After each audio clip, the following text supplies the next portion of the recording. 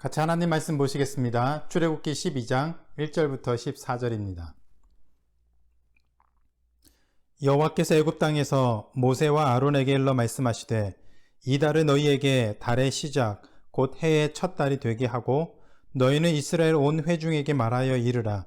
이 달 열흘에 너희 각자가 어린 양을 취할지니 각 가족대로 그 식구를 위하여 어린 양을 취하되 그 어린 양이 대하여 식구가 너무 적으면 그 집의 이웃과 함께 사람 수를 따라서 하나를 취하며 각 사람이 먹을 수 있는 분량에 따라서 너희 어린 양을 계산할 것이며 너희 어린 양은 흠없고 1년 된 수컷으로 하되 양이나 염소 중에서 취하고 이달 열 나흘날까지 간직하였다가 해질 때에 이스라엘 회중이 그 양을 잡고 그 피를 양을 먹을 집 좌우 문설주와 임방에 바르고 그 밤에 그 고기를 불에 구워 무교병과 쓴 나물과 아울러 먹되 날 것으로나 물에 삶아서 먹지 말고 머리와 다리와 내장을 다 불에 구워 먹고 아침까지 남겨두지 말며 아침까지 남은 것은 곧 불사르라.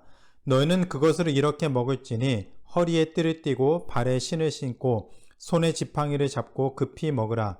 이것이 여호와의 유월절이니라. 내가 그 밤에 애굽 땅에 두루 다니며 사람이나 짐승을 막론하고 애굽 땅에 있는 모든 처음 난 것을 다 치고 애굽의 모든 신을 내가 심판하리라. 나는 여호와라. 내가 애굽 땅을 칠 때에 그 피가 너희가 사는 집에 있어서 너희를 위하여 표적이 될지라. 내가 피를 볼 때에 너희를 넘어가리니 재앙이 너희에게 내려 멸하지 아니하리라. 너희는 이 날을 기념하여 여호와의 절기를 삼아 영원한 규례로 대대로 지킬지니라. 아멘. 주변에서 가끔씩 이런 질문들을 받습니다. 우리가 예수 그리스도를 믿어서 의인이 되고 죄 용서를 받고 의인이 되었는데 왜 여전히 죄를 짓고 살까요? 왜 예수 믿으면서 교회 다니면서 죄를 짓습니까? 라는 그런 질문들을 많이 받게 됩니다. 여러분들도 신앙생활하면서 이런 고민들 많이 해보셨죠? 예수를 믿었는데 왜 계속해서 죄를 지을까? 남을 속이기도 하고 또 거짓말을 하기도 하고 화를 내기도 하고 교만하기도 하고 남을 무시하기도 합니다. 남을 미워하기도 하고 심지어는 심하게 저주하는 마음 또 그런 말과 행동들을 하기도 하지요. 사도 바울도 이런 고민과 갈등으로 인해서 로마서 7장에서 그의 모습을 이렇게 고백하고 있습니다. 로마서 7장 15절입니다. 내가 행하는 것을 내가 알지 못하노니 곧 내가 원하는 것은 행하지 아니하고 도리어 미워하는 것을 행함이라. 하나님의 자녀가 되어서 예수 그리스도를 믿어서 하나님의 자녀가 되어서 하나님이 기뻐하시는 모습으로 살고 싶은데 실제로 그가 하는 행동들을 보면 모두 다는 아니겠지만 하나님이 기뻐하지 않는 모습 또 그런 행동과 또 삶의 모습들이 보인다는 것이죠. 그로 인해서 사도 바울이 고민하고 갈등하는 또 이렇게 하는 그런 자신의 모습을 보면서 괴로워하는 그의 모습이 로마서 7장에 잘 묘사가 되어 있습니다. 어떻게 보면은 우리만 그런 고민을 하는 것이 아니라 사도 바울도 예수님을 믿어서 하나님의 자녀가 되었지만 의인이 되었지만 그 죄의 문제로 인해서 갈등하는 모습들을 보여주고 있습니다. 어떤 한 사람만의 문제가 아니라 모든 그리스도인들이 실제로 겪고 있는 삶의 문제라는 것이죠. 오늘 이 말씀을 통해서 사도 바울의 고백처럼 우리가 왜 예수 그리스도를 믿어도 여전히 왜 죄로 인해 갈등하며 사는지 그 이유를 함께 살펴보고 어떻게 하면 죄로 인해서 사는 그 삶에서 벗어나 이제는 하나님이 기뻐하시는 모습으로 나아갈 수 있는지 그 방법에 대해서 함께 살펴보도록 하겠습니다. 오늘 우리가 읽은 말씀 출애굽기 12장은 6월절에 관련된 내용입니다. 이스라엘 백성이 애굽에서 나와서 가나안 땅으로 가는 그 중요한 시점에 하나님께서 모세를 통해서 이 바로 왕에게 그리고 애굽에게 마지막 재앙, 10번째 재앙을 경고를 하셨습니다. 그 이전부터 첫 번째부터 9번까지의 그 재앙도 사실 애굽에게는 굉장히 충격적인 재앙이었고 참 감당하기 어려운 재앙이었지만, 그래도 바로 왕을 비롯한 애굽 사람들이 그 모든 재앙을 계속해서 견뎌내었습니다. 이것을 성경은 바로의 마음이 강팍해졌다, 또 하나님이 바로의 마음을 강팍하게 하셨다는 말로 표현을 하고 있습니다. 이처럼 하나님이 바로의 마음을 강팍하게 하신 이유는 이 마지막 10번째 재앙까지 이스라엘 애굽에게 하나님이 온전히 그 진노를 쏟으시기 위해서 바로의 마음을 강팍하게 하시고, 그 결과를 통해서 애굽의 모든 잘못된 우상들, 거짓된 신들을 하나님이 직접 심판하시는 그 능력을 모든 사람들 앞에서 온전히 드러내기 위한 것이다 라고 얘기를 하고 있습니다. 그 마지막 10번째 재앙은 바로 애굽에 있는 그 사람으로부터 짐승에까지 첫째를 하나님이 다 죽이는 일이었습니다. 애굽에 살고 있는 사람이나 짐승이나 모든 존재의 첫 번째로 태어난 그 사람과 짐승을 하나님 모두 죽이겠다고 하는 것이었습니다.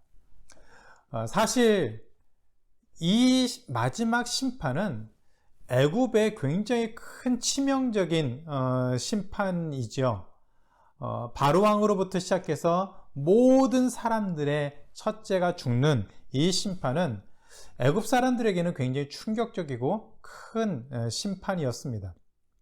그런데 이 하나님의 큰 심판에 예외 사항이 한 가지가 있었습니다. 그것은 바로 이스라엘 백성이었는데, 그것도 모든 이스라엘 백성들에게 일률적으로 다 적용하는 것이 아니라 이스라엘 백성 중에서 하나님이 행하신 명령에 순종하는 사람들에게만 예외적인 적용이 있었습니다. 물론 이스라엘 백성들이 다 순종했기 때문에 모든 이스라엘 백성이 그 예외 사항을 받았지만, 거기에는 중요한 조건이 하나 있었습니다.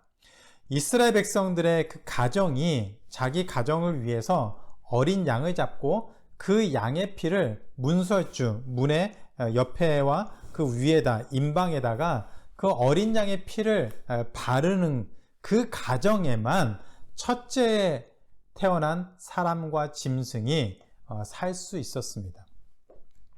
하나님께서 정하신 날에 하나님이 애굽에 있는 모든 집으로 돌아다니면서 그 집에 첫 번째로 태어난 사람과 짐승을 다 죽이셨습니다. 그런데 어느 집에 갔는데 그 집의 문설주와 임방에 어린 양의 피가 발라져 있으면 그 집을 넘어가는, 유월이라고 그러죠. 패스오버라고 합니다. 그래서 넘어가셔서 그 집에 있는 첫째들을 죽이지 않으셨다라고 합니다. 그것이 바로 유월절이었습니다. 그런데 여기에서 우리가 기억해야 될 중요한 사실이 한 가지가 있습니다. 하나님께서 그 집을 넘어가신 이유는 그 집안에 첫째로 태어난 사람이나 짐승이 없어서가 아닙니다. 분명히 그 집에 첫째로 태어난 사람과 짐승이 있었음에도 불구하고 하나님이 그 집을 넘어가셨던 이유는 그 문설주와 임방에 어린 양의 피가 발라져 있기 때문이었죠. 그래서 하나님의 그 피를 본 다음에 그 집을 넘어가신 것이 바로 이 유월절 사건입니다. 이로 인해서 바로 왕은 더 이상 버틸 수가 없어서 이스라엘 백성을 광야로 보내는, 그로 인해서 이스라엘 백성이 노예에서 이제는 해방된 완전히 벗어난 자유인으로 하나님의 백성으로서 역사상의 전면에 등장하게 되는 놀라운 역사가 일어난 귀한 크고 놀라운 사건입니다. 그런데 이 유월절 사건이 우리에게 굉장히 의미가 있는 것은, 중요한 것은 바로 이 땅에 우리의 죄를 위해서 오신 예수 그리스도가 당신을 유월절 어린 양으로 우리에게 나타나셨기 때문에, 보여주시고 있기 때문입니다. 요한복음 1장 29절에 보면 세례 요한은 예수님을 이렇게 표현합니다. 세상 죄를 지고 가는 하나님의 어린 양이다라고 얘기를 합니다. 고린도전서 5장 7절에 보면 우리의 유월절 양 곧 그리스도께서 우리의 죄를 위해서 희생이 되셨다라고 얘기를 하고 있습니다. 바로 우리의 죄를 위해서 이 땅에 오신 예수 그리스도가 이스라엘 백성을 애굽의 그 종살이 되었던 노예에서 벗어나게 했던 그 기적을 일으켰던 어린 양, 유월절 어린 양으로 이 땅에 오셨다고 하나님이 또 성경이 얘기를 하고 있습니다. 그로 인해서 우리가 예수 그리스도를 믿어서 우리의 모든 죄가 사하게 되고 하나님의 자녀가 되고 또 구원의 은혜를 누리게 되었는데, 문제는 처음에 제가 말씀드린 것처럼 우리 안에 여전히 그 죄에 대한 갈등과 그 모습이 있어서 예수님을 믿었지만 여전히 죄를 짓기도 하고 때로는 그 죄로 인해서 갈등하는 모습이 우리 안에 있다는 사실이죠. 그렇다면 무엇이 잘못된 것일까요? 그렇다면 그 모습이 왜 문제가 될까요? 이것에 대해서 우리가 좀 더 고민해보고 성경이 무엇을 말하는지 한번 찾아볼 필요가 있습니다. 사도 바울은 그런 모습들을 로마서 7장에서 이렇게 표현하고 있습니다. 한번 보겠습니다. 로마서 7장 15절, 좀 전에 제가 말씀드린 15절부터 보면은 사도 바울이 이렇게 고백을 합니다. 내가 행하는 것을 내가 알지 못하노니 곧 내가 원하는 것은 행하지 아니하고 도리어 미워하는 것을 행한다라고 했습니다. 자기가 하고 싶지 않은 것을 하고 있는 자신의 모습들을 적나라하게 고백하고 있죠. 근데 17절 이하에서 그러한 모습들을, 그러한 상태, 자신의 그런 상태들을 이렇게 부연해서 설명하고 있습니다. 17절, 로마서 7장 17절 이하에 보면 이제는 그것을 행하는 자가 내가 아니요 내 속에 거하는 죄니라. 내 속 곧 내 육신에 선한 것이 거하지 아니하는 줄을 아노니 원함은 내게 있으나 선을 행하는 것은 없노라. 내가 원하는 바 선을 행하지 아니하고 도리어 원하지 아니하는 바 악을 행하는도다. 만일 내가 원하지 아니하는 그것을 하면 이를 행하는 자는 내가 아니요 내 속에 거하는 죄니라. 그러므로 내가 한 법을 깨달았노니 곧 선을 행하기 원하는 나에게 악이 함께 있는 것이로다. 굉장히 놀라운 표현이죠. 우리가 알다시피 사도 바울은 신약 성경을 기록한 최고의 신학자이고 그리고 목회자이고 선교사이고 참으로 하나님의 성령의 충만함을 입은 놀라운 믿음의 조상 또 선배입니다. 그런 사도 바울이 자신의 그 모습을 어떻게 고백하고 있냐면 내 안에 있는 그 죄로 인해서 너무너무 괴로운데 이 괴롭게 만드는 그 죄가 자신 안에 있어서 자신의 삶을 막 움켜쥐고 그리고 자기가 원하지 않는 방향으로 자꾸 자기를 끌고 가는 그런 것으로 인해서 너무너무 괴롭고 힘들다라는 얘기를 하고 있습니다. 결국 그렇게 만드는 그 이유가 무엇이냐? 자기가 하고 싶지 않은, 자기가 정말 하나님 앞에 부끄럽게 만드는 그 일을 하게 하는 이유가 무엇이냐? 그 이유에 대해 사도 바울이 내 안에 거하는, 내 속에 있는 죄라고 얘기를 하고 있습니다. 그럼 놀라운 것이죠. 예수 그리스도를 믿으면 우리는 우리 죄가 용서받고 의인이 되고 하나님의 자녀가 된다라고 알고 있는데 여전히 우리 안에 죄가 있다는 얘기를 하고 있습니다. 그것이 우리 실제 삶의 모습이다라고 얘기를 하고 있죠. 그런데 이 모습이 유월절 어린 양의 모습에서도 동일하게 나타나 있습니다. 출애굽기에 보면은 하나님께서 이 이스라엘 백성의 집을 넘어가실 때에 그 안에 있는 첫째 되는 사람이나 짐승을 죽이지 않고 넘어가실 때에 그 집 안에 첫째 되는 사람이나 짐승이 없어서 넘어가신 것이 아니었습니다. 그 집 안에 첫째 되는 것이 분명히 있었는데 그 문설주와 임방에 있는 어린 양의 피를 보고 넘어가셨습니다. 무슨 말이냐면 그 집 안에는 하나님의 심판에 해당되는 첫째 되는 존재가 분명히 있었는데 그 첫째가 있었음에도 불구하고 하나님이 넘어가신 이유는 어린 양의 피를 보고 넘어가셨다는 겁니다. 다른 말로 하면 첫째가 없어서 넘어간 것이 아니라 첫째가 있었지만 어린 양의 피 때문에 죽이지 않았다는 것이죠. 그런데 이 모습이 실제 우리의 모습을 굉장히 정확하게 표현해 주고 있습니다. 우리가 예수 그리스도를 믿는다고 하는 것은 우리의 안에 죄가 있다는 것을 고백하는 것이고, 그 죄를 가지고 하나님께 나아갔을 때 예수 그리스도를 믿어 우리의 모든 죄가 하나님 앞에 사함을 받는다는 얘기입니다. 무슨 얘기냐면, 이것은 우리가 의인이 된다고 하는 것은 그 법적인 용어와 마찬가지입니다.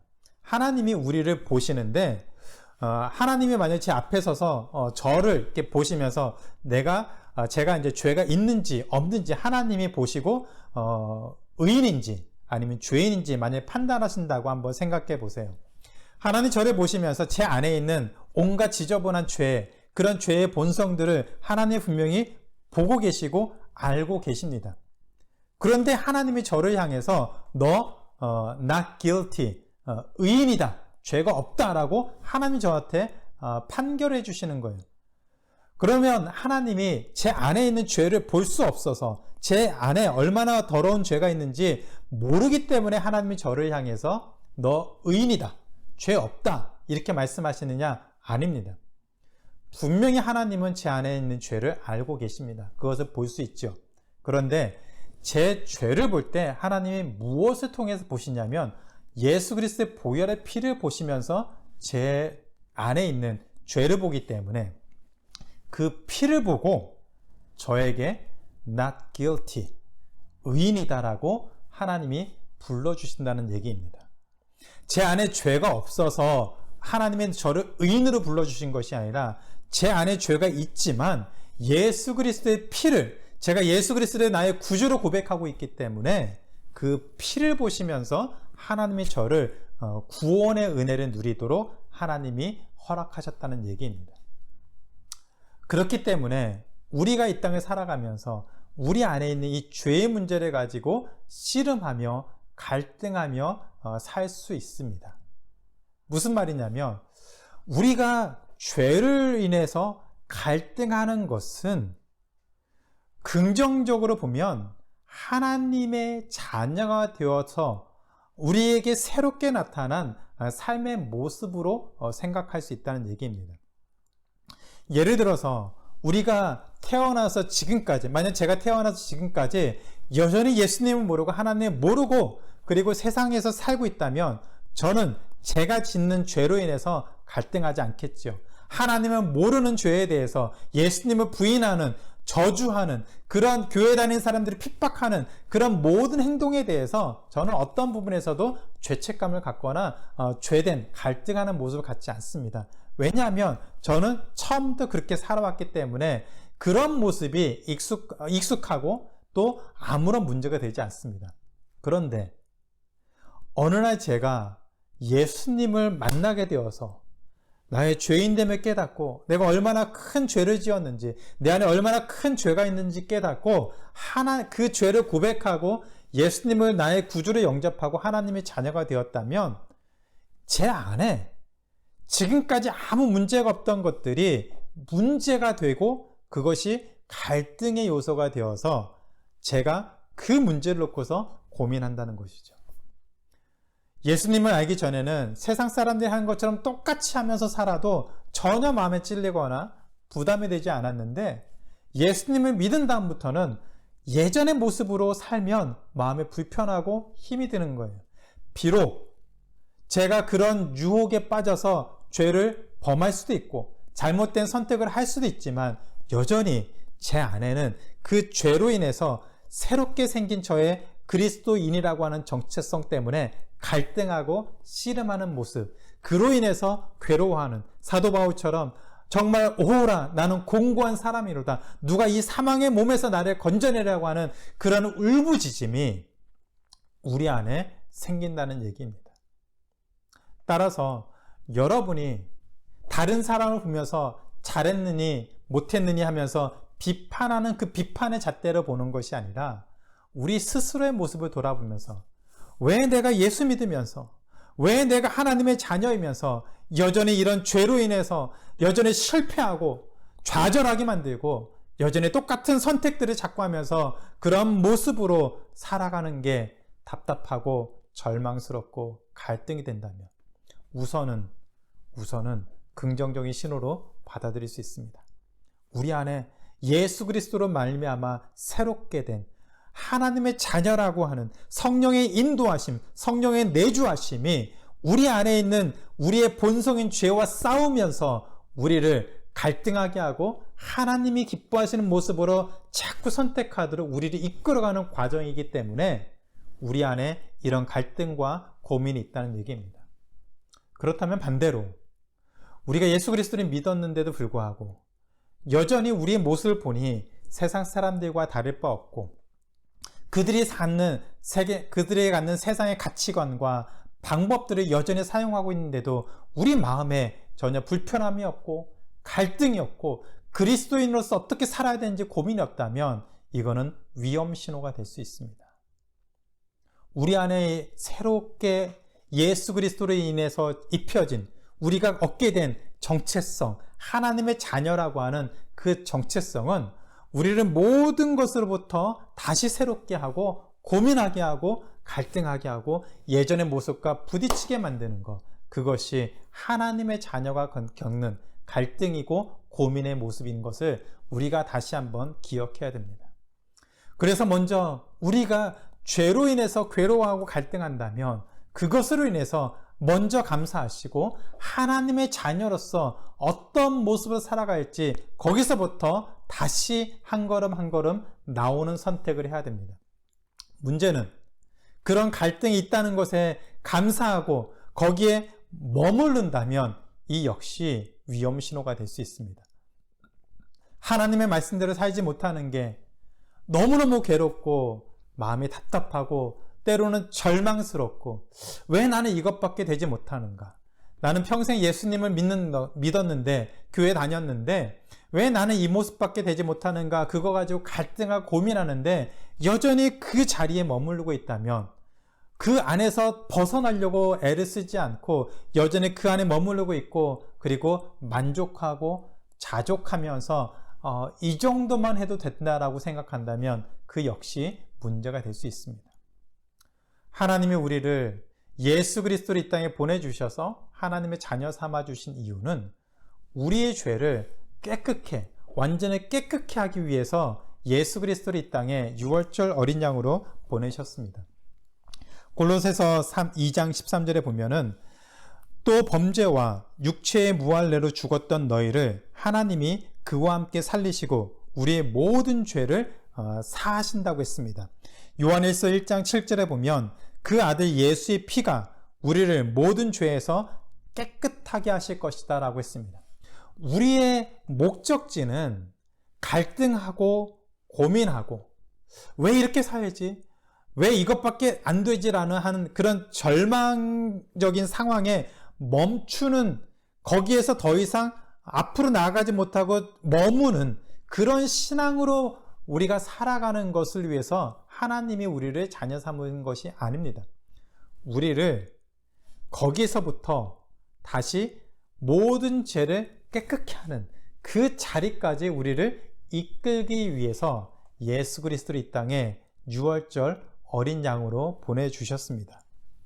따라서 우리는 갈등하고 죄로 인해서 갈등하고 우리가 그렇게 못 사는 것으로 인해서 갈등하고 하는 것 거기서부터 다시 우리의 죄를 깨끗게 하기 위해서 모든 죄를 사하기 위해서 이 땅에 오신 예수 그리스도를 향해서 나아가는 모습으로 살아가야 합니다.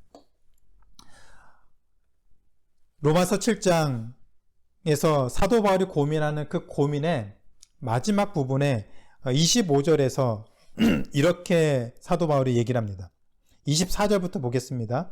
오호라 나는 곤고한 사람이로다. 이 사망의 몸에서 누가 나를 건져내랴. 우리 주 예수 그리스도로 말미암아 하나님께 감사하리로다. 우리 주 예수 그리스도로 말미암아 하나님께 감사하리로다. 무슨 얘기입니까? 내 안에 있는 이 갈등과 고민과 절망과 좌절이 여전히 나를 힘들게 하고 때로는 그것이 잘못된 선택을 하게 만들지라도 내가 감사할 수 있는 것은, 사도 바울이 감사할 수 있었던 것은 이 땅에 그 죄를 위해서 오신 예수 그리스도를, 또 그 예수 그리스도 이 땅에 보내주신 하나님으로 말미암아 감사할 수 있다라고 하는 것이죠. 그것이 무엇입니까? 예수 그리스도로 인해서 우리가 가야 될 방향이 분명하게 정해져 있다는 얘기입니다. 어디로요? 우리 모든 죄를 사하는 그 은혜를 누리는 자리까지 우리가 나아가야 한다라고 얘기를 합니다. 만약에 우리가 예수 그리스도를 믿어서 또 우리 죄를 용서받고 그 죄로 용서받고 또 하나님의 자녀가 된 그 사실에만 멈춘다면, 또 그래서 우리가 이런 갈등하고 때로는 잘못된 선택을 하는 것을 아무렇지도 않게 생각한다면 그거는 복음을 오해한 것일 수 있습니다.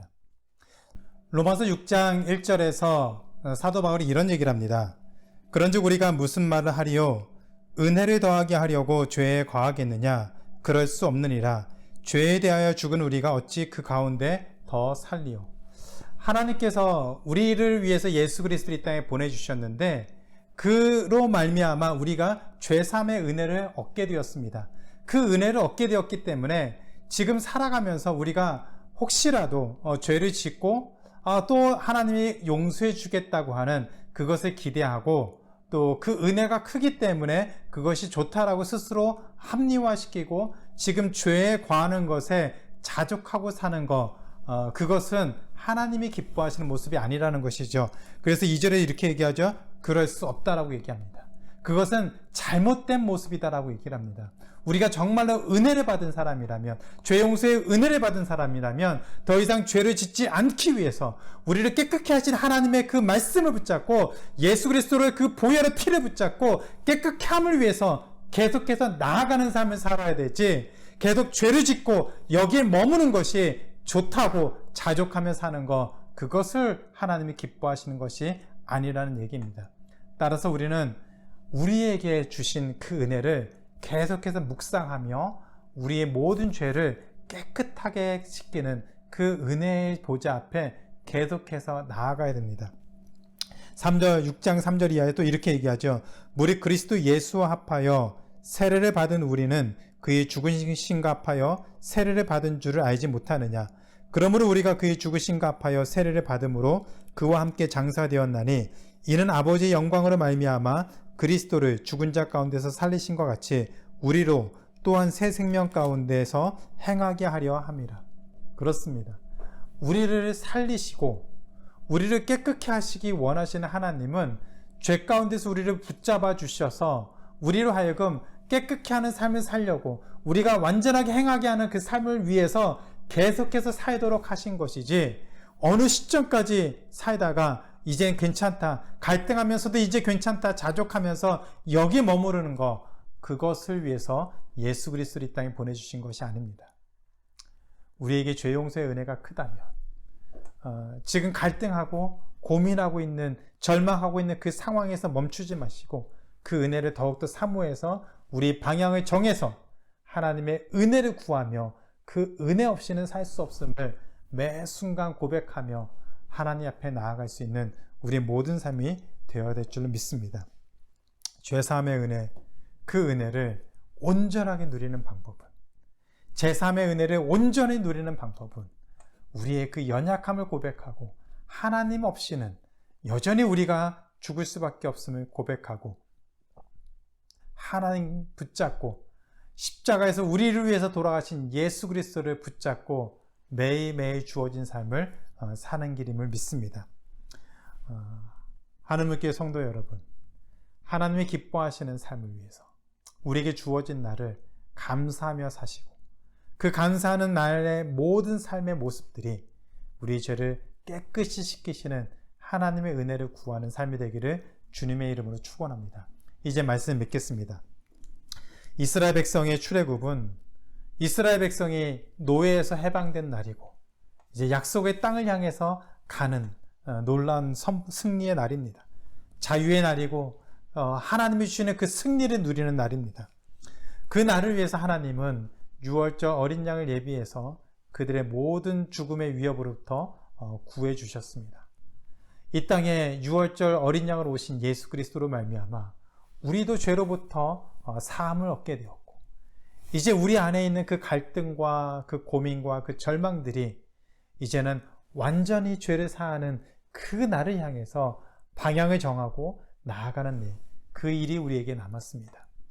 그 날을 위해서 우리에게 주어진 그 모든 날 순간순간을 하나님을 바라보시고 몸부림치면서 그 은혜가 없이는 살 수 없음을 고백하며 살아갈 수 있는 우리 모두가 되기를 주님의 이름으로 축원합니다. 그래서 그 유월절 어린 양의 그 은혜가 지금뿐만이 아니라 앞으로 우리 모든 삶의 매일매일의 삶 속에서 여전히 나타나고 우리를 승리하는 자리로 이끄는 그 은혜를 누리는 우리 모두가 되기를 주님의 이름으로 축원합니다.